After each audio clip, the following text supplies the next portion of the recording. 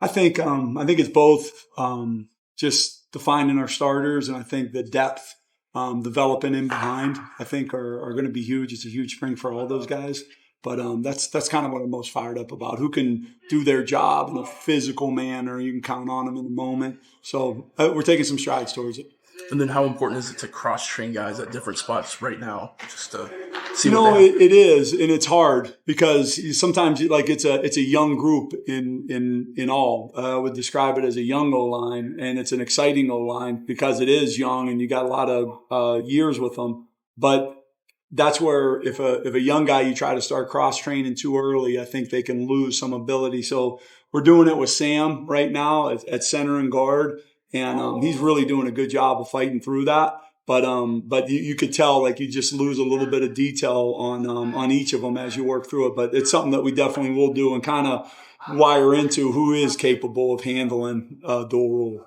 And then with a guy like Rocco, who has coming off an injury, how do you incorporate him into competitive stuff just to get him in the mix? Yeah, I mean, his ability to kind of heal up after he's kind of come through a few things has been amazing, and his desire to get back out there has been huge. So trying to be smart early and really is able to do most of everything, and just don't want to put him in a situation where we'd set him back. But I'm really proud of the way he's fought to get back on the field here for the beginning of spring.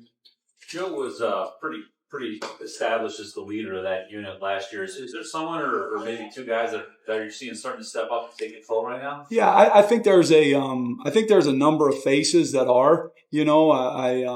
I would reserve my opinion on maybe who's just going to kind of take over and lead it all. Sometimes that emerges as you go. But I do think guys feel that and are excited to kind of step into that role. Guys that have been around it, like Pat, like Tosh, like Rocco, and then some young guys that really feel really confident, like Billy and like Ashton. So that we'll have leadership there, that's for sure.